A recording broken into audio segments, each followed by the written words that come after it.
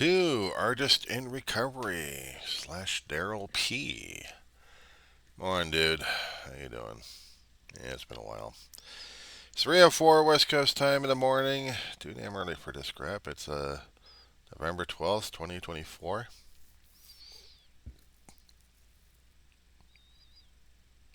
Yeah, it's got us both rattled and we're still reacting to it. I'm trying not to go crazy like everybody else has, but it's like the crazy bandwagons here. Crazy train time.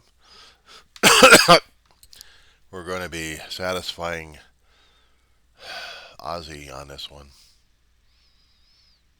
at the crazy train. So, how was Veterans Day? Shall we talk about that? Yeah, I know. One guy decided not to do it a hand on heart. On Facebook, I was reminding people of a veteran that was in my own family, my own brother. And how much of it was important to me. Very much so. But it still hurts like hell. It still hurts like hell sometimes talking about his military service because it still reminds me of him. He wasn't all a military brat growing up as a kid, dude. But he admired the military. He wanted to be a frogman. He saw movies about it. He thought it was cool. He loved swimming. He did.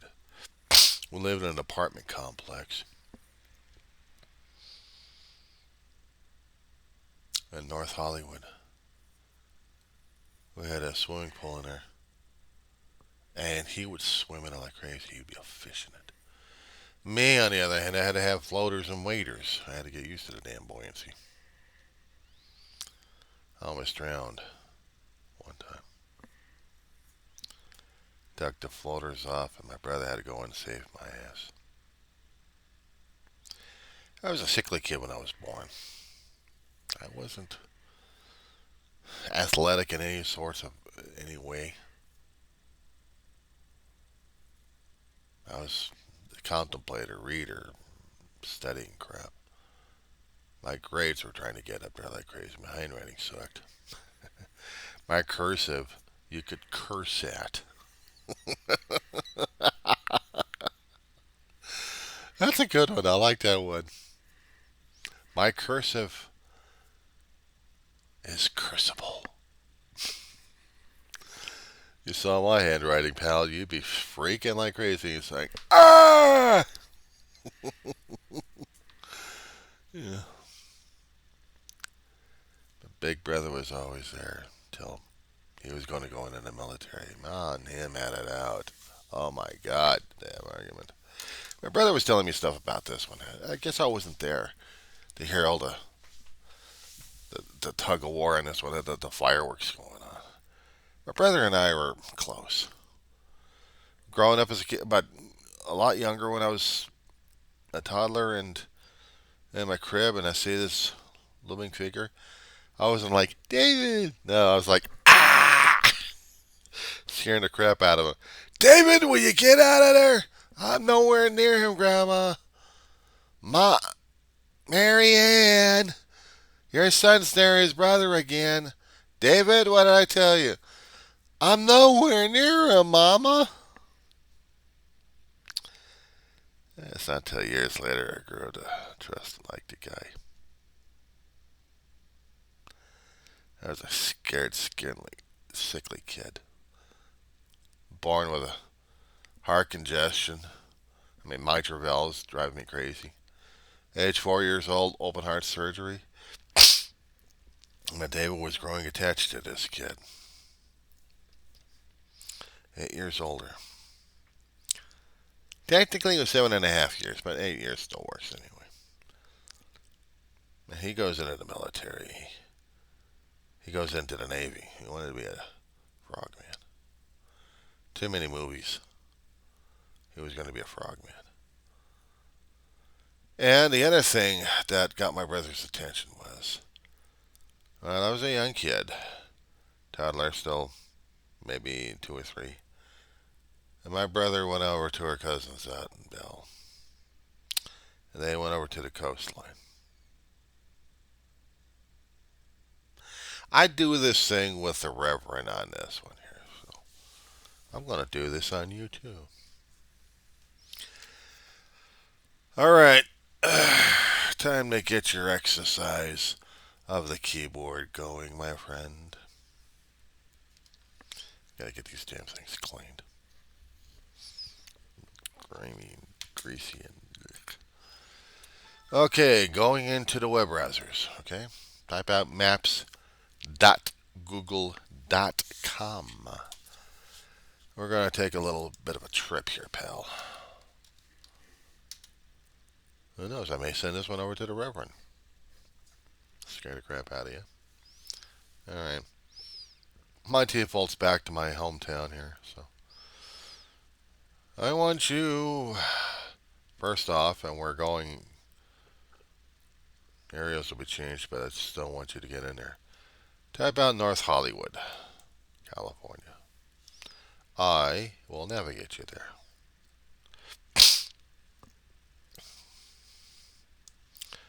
Okay, we're going to locate a street called Van Owen and Ethel. Then we're going to go over to Bell. Yes, I'd like for you to do this. Thank you. Yeah, I know, stomach. You just got a banana. Enjoy the damn thing. So, we were living on the west side of the 170 freeway, which we call the Hollywood Freeway. It extends from the 5 interchange all the way down to downtown Los Angeles.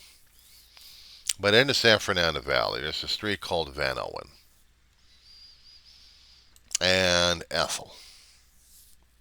Like in Ethel from I Love Lucy. If you want to have a navigation on this one here, let me help you out on this one. Type out James Madison Junior High, North Hollywood. You got it? They'll give you something to work for. So in this particular junior high area, this is where I lived in. Not on that junior high, even though it's gone through extensive renovations on this place since 1994. We did have a major quake in 94 that screwed everything else up. So in this particular place, I wanted you to look at on the corner of Ethel and Van Owen on the northeast end of it. Okay, it's on the corner. You see this rectangular with a smaller rectangular inside of it? We kind of focus a little bit there. You're going to see there's a little park. Well, that little park used to be a swimming pool decades ago. That's where David and I went swimming, and I damn near drowned. There's relevance here. We've been here for several years. We had to move to another house that got turned into an apartment. It still is, so there's no way for me to show you that one there. But I also wanted to show you a home that I used to live in, or visited a great deal, in Bell, California. I need to get the address, so I'm going to do a bit of a walkabout here. I'm widening a shot past the San Fernando Valley, making it smaller and smaller until I see the city of Los Angeles and the communities of it. We traveled on the Hollywood Freeway coming from home, or coming from there, to downtown Los Angeles, into the interchange, and we went to the 710 freeway. From there, it extended south into Maywood and Bell. Bell is a small community. It's incorporated. Well, actually, it's still part of LA. There are certain portions of Southern California that are part of LA City and LA County. Sometimes I keep forgetting which area is incorporated and which isn't. I had to look at a police map for that one. But the city of Bell still would have the city of Los Angeles in there. So, in this territory, there's an interchange. There's a. Is that come? No, it's Florence. Okay, it is Florence, right next to the LA River. So there's an off ramp in there on the 710. Florence. So if you can locate the 710, keep scrolling down when you're bordering the LA River and you see the cloverleaf, the on and off ramps. Yeah, that's Belfort. Well, let me get this. The way it's drawn up. I'll just deal with it. Okay, on the west side of the LA River, which is on the left, you can move a bit on Florence Avenue until you get to the area called, was it Wilcox? It was Wilcox. Okay. Shopping center in there. Florence and Wilcox. There's a street I'm looking for up north called Brompton.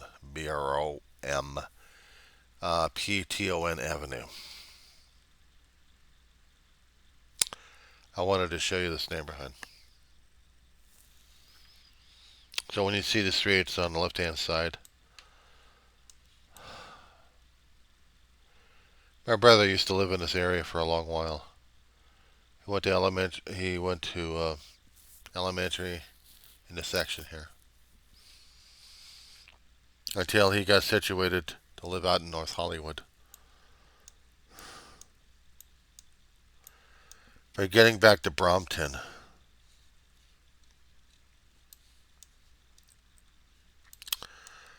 my grandmother and my aunt and their family would live in this area. There's a house, a duplex actually, near the corner, and my grandmother would be living in this duplex on Brompton. It was almost right next to, where the hell was it next to? Side street that led into almost a cul-de-sac. Actually, it did lead into a cul-de-sac. Area's changed so damn much. But it's the duplexes where Grandma and Aunt May lived for a time. They would also have their relatives living on Brompton. There's a oval that you see right in the street. On the west side of it, one of the houses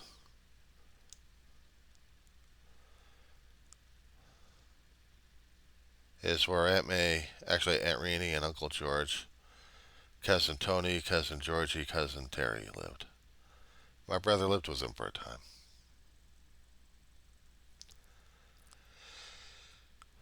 There's a lot of stuff to talk about. I think somewhere in my files I've been talking about this one for a while. I remember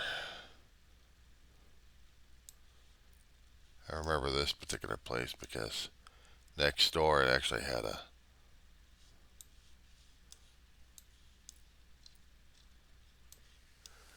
They still have that? Oh my God, they still do. I didn't even remember that. They got a rock garden, actually a water that was installed in there. Oh my God. I'm flabbergasted. That was it. That's Aunt Rainey's house. The red one. Modified, yeah, but that was the house. God bless it. Yeah, that was. Yeah, I'm sorry. But that was a neighborhood I was also familiar with too growing up as a kid. I was part of a home as well. I had two homes. One with Ma, the other one with Grandma and Aunt May. Actually, Aunt May and Aunt Rainey and Uncle George and the ladies. From that area, there's a beach I'm going to go to that my cousins would go to on a constant basis. Bolsa Chica. Somewhere Bolsa Chica was right by the Long Beach Harbor, a little southwards. When you get to Seal Beach, and there's a reason why they call it Seal Beach over there. But also you see Bolsa Chica, a long, long stretch.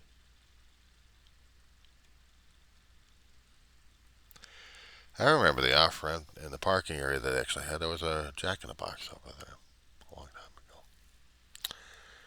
But this is where my cousins would go to for the beach. When they needed to go to the beach during the summertime, this is where they went. And this is where a lot of people would go to. I mean, there's other beaches along the coastline that they could have gone to, but this was to them closer and more recognizable for them. And about 1 or 2 mile out, we got buoys, sensor data of what's going on. And my brother would swim out and back, swim out and back. It would drive him crazy. My brother wanted to be an excellent swimmer. He had the physique for it. One day he swam out, got his feet caught. Got caught in the chains. So he was stuck. Luckily, there was a team of Navy divers in the area swimming. They saw him and they came out to rescue.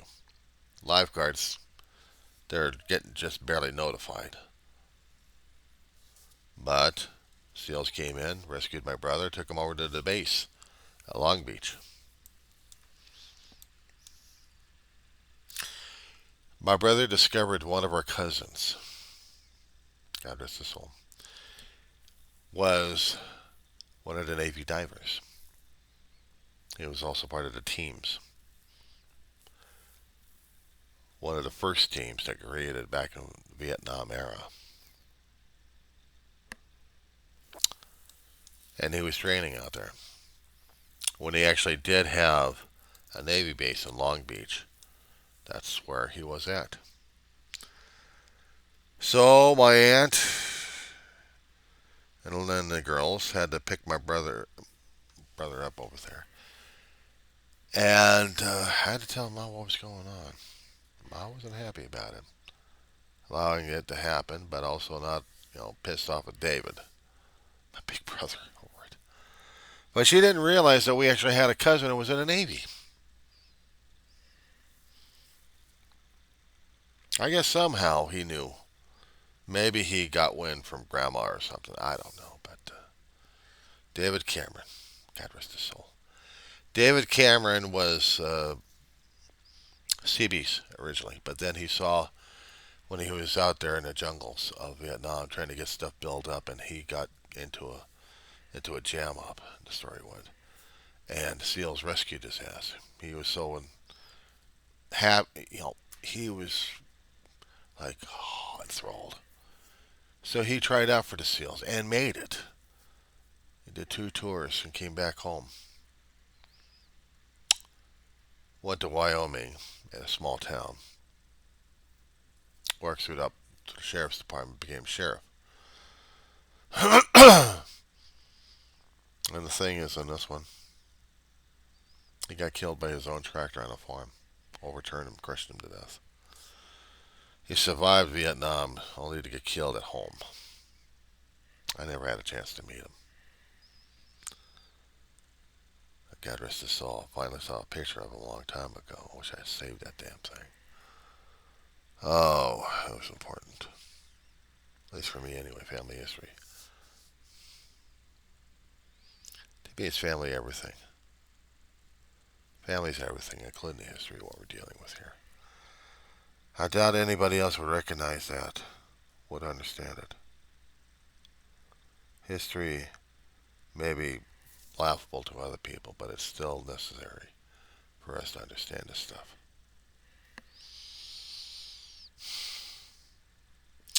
All the controversies we're going through, my friend, all the stuff we're going through is scary as hell. I look at the stuff we have right now. I look at the maps. I'm looking at the geopolitical. I'm looking at the realistic. How small we are, and yet we're still fighting over pieces of sand. Yeah, I'm getting metaphysical on this one. Just, I'm just drowned by memories. I'm drowned by them. Veterans Day to me is just more than just military. It's family. I have family history dating back from Revolution. Been involved one way or another. World War II came. I had about 2 or 3 uncles who went out. All came back injured, but they still went out. Actually, it was 2 uncles that came out. Another one, a younger one, who went out to Korea, came back and never could talk about it to anybody. Talk about it to my brother, but that's about it. My brother understood because he had been out there, and they talked. And whatever the stories were, died with them both. Veterans Day was supposed to have been an important day for me to celebrate. I'm supposed to be celebrating my brother. I'm supposed to be celebrating my brother's brothers. There was a stand down, a veteran standing, years back, right after Mom passed. Dave and I went to one, and he had been fighting like crazy for about 3.5 decades, trying to get his discharges upgraded. He was trying to see what they had on file for him. And so he had to go through VA sources over there. Out here in Antelope Valley, there is a VA resource center of sorts. With all the information he kept making copies of and sending over to the Department of the Navy, they never got back to my brother. No letters, no nothing. Just constantly losing the damn paperwork. So if there was going to be any upgrades on my brother's discharge to a point where he would get health benefits, wasn't happening. Whatever he screwed up in the Navy, and I already know the details at this point. I talked about it a few times in my videos. They weren't going to upgrade his ass. Wish they would have. The only thing they can guarantee him is a place in a military cemetery. That's about it. No medals, no nothing. Just a burial, and that's about it. His ashes are still over here. And it hurts like hell every time I keep seeing the Veterans Day because they celebrate the veterans, and yet my brother, who had been a veteran, didn't get recognized. Except when he was at the stand downs, and they would recognize him as being a veteran. But apparently bureaucracy never did. There's been nothing from the Navy or Department of nothing from the Pentagon, nothing from SyncPac, nothing. It kind of makes me depressed as hell because I wanted to see that from my brother. I wanted to see him get recognized. It wasn't happening either. I guess maybe in a way I'm a little bit mad at my own damn government for that. Should have been mad at my brother, but the thing is, he was trying to correct a mistake. He was trying to fix a mistake, and he had a lot of references. Had would be the operative word there, pal. And he lost them. things happened out here that made us lose a lot of stuff. And he can't go back. I can't go back. I can only honor him in my heart.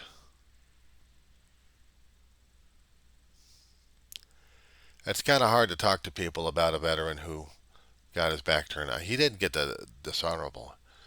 He got a little less than that, but it was still almost just as bad. They called it a bad conduct back in the 70s and 80s. These days they call it Alder and Dan, but it still wasn't good enough.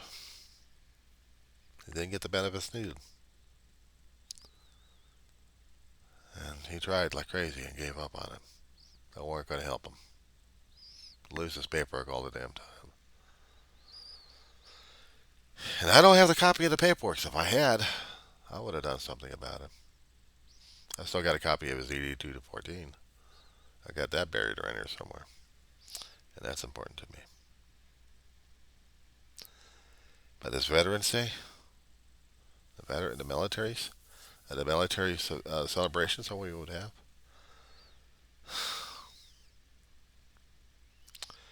I don't feel like I can join up or celebrate with them, even though I was family. Doesn't matter. And it still hurts like hell every time I keep seeing the military movies.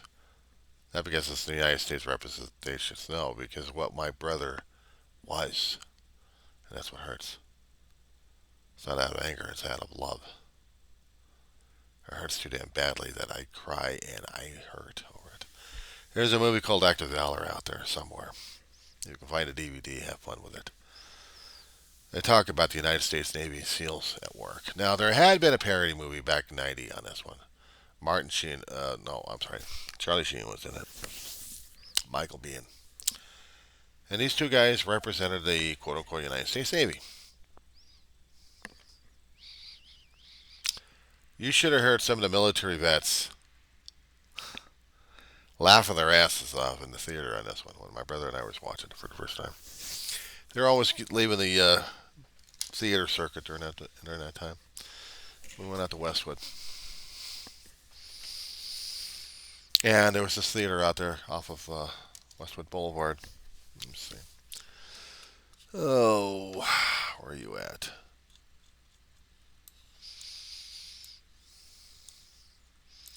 Westwood, where are you? Hey. Okay, past Wilshire. There's the campus. Oh, come on. Where's the damn campus? I should have been off the 405, you bloody wankers. There it is.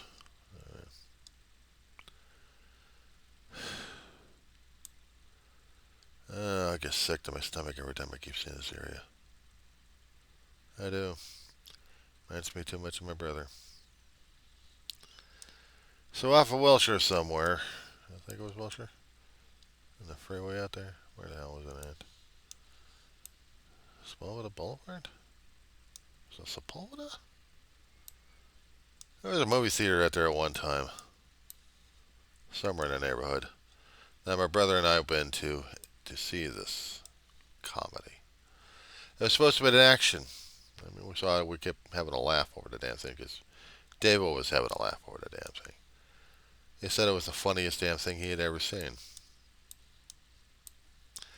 Because it was so damn wrong all the damn time. Oh, there was other vets, as I said before, I watched the movie as well. There was this one joker in there that was telling them shh, shh to the vets. They're looking at the guy like, you see this guy? This guy's like, shh, shh, shh, I'm watching this. The veterans are chuckling to themselves.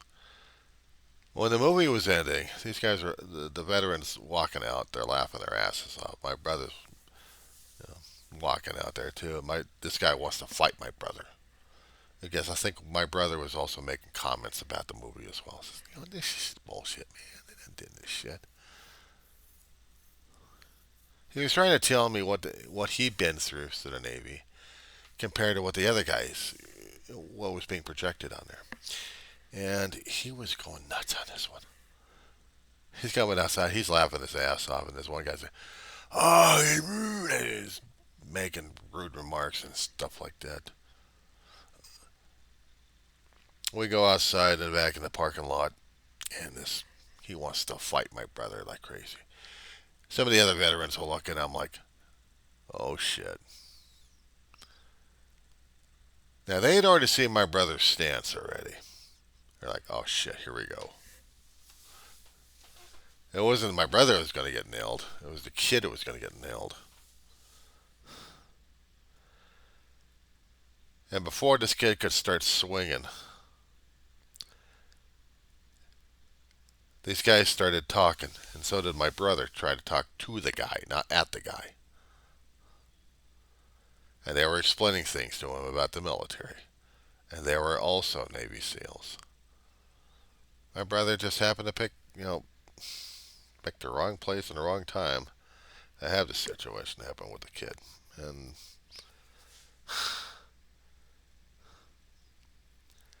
somewhere in there, I guess there was a scuffle that happened, and the kid ended up on the ground, I think.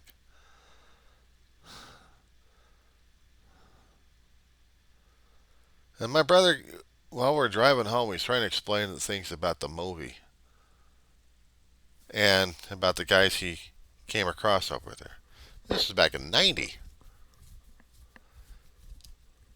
I mean, this was the time just before we had to start to actually when we started getting into the uh, Desert Shield, precursor to Desert Storm, the Iraq War.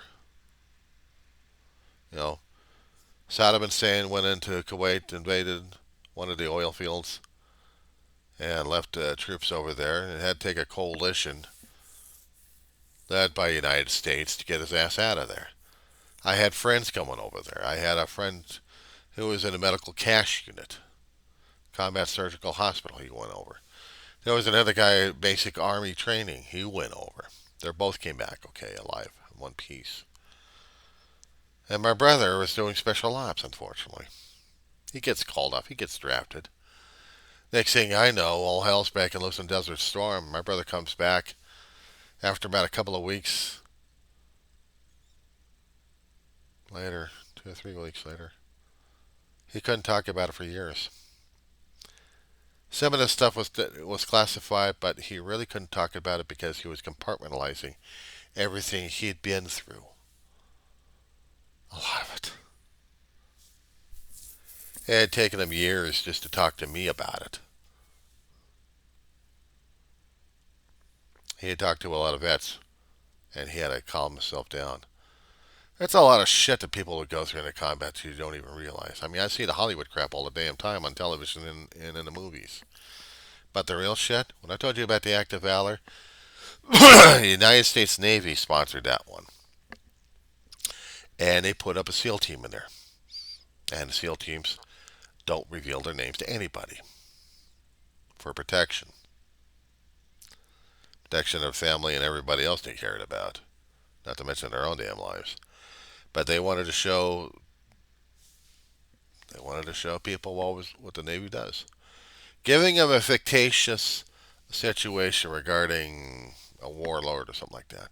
And then showing them the tactics of what they would do, how they went through it.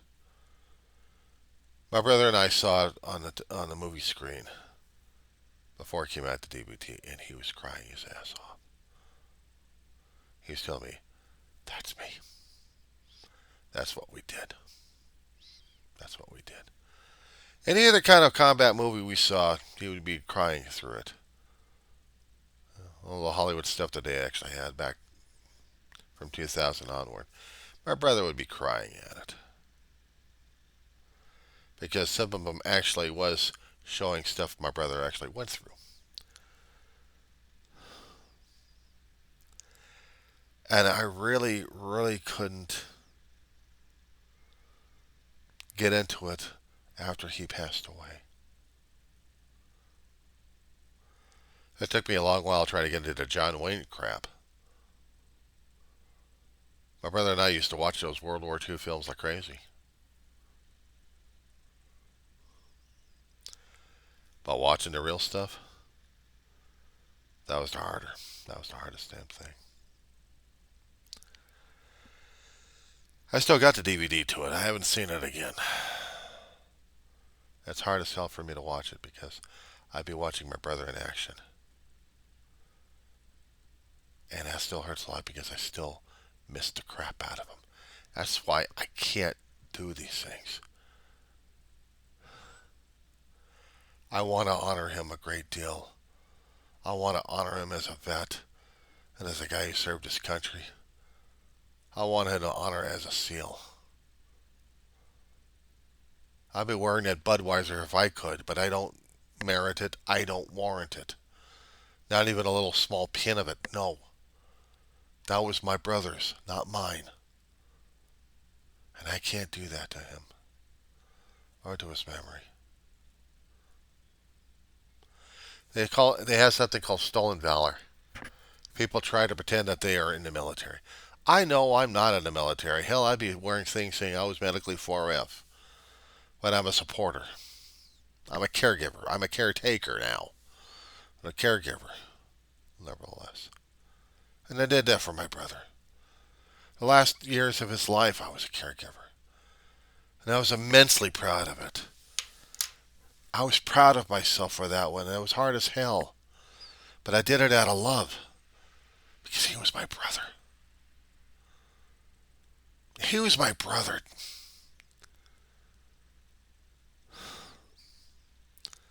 It's not just family member.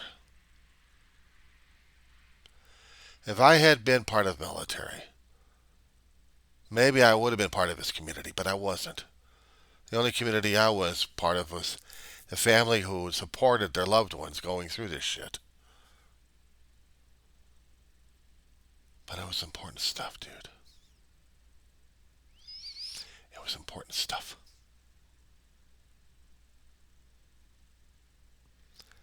And I miss him.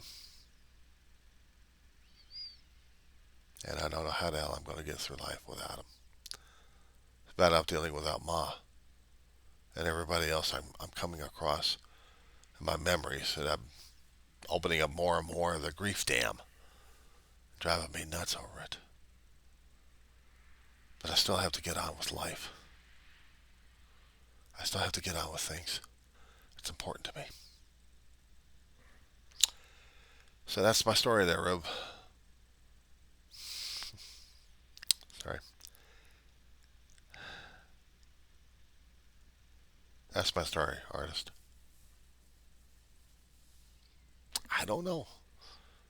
I couldn't celebrate Veterans Day. I couldn't even celebrate some of the other holidays regarding to veterans, living or dead.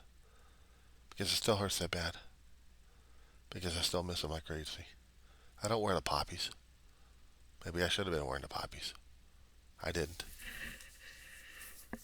But I passed off the story on Facebook.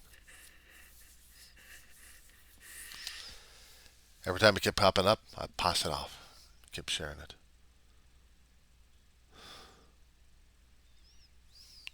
I just don't know how to deal with the pride. How to be proud of him in public on that one without hurting like a bastard. Because I love him that badly. He's my big brother.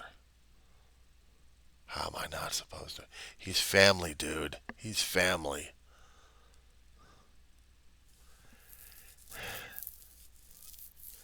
And maybe one element or two you can understand it. What family is.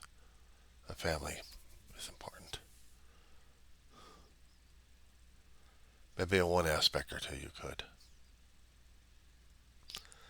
But I don't have any anger and I don't have any resentment towards him or of him. He's still my big brother.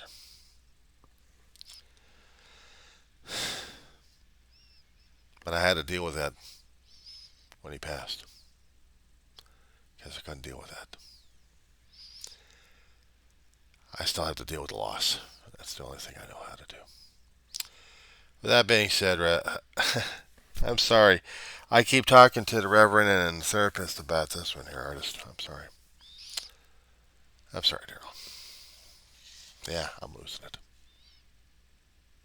But nevertheless, this one's going to be sent over to both my therapist and my reverend on that one. We'll talk later.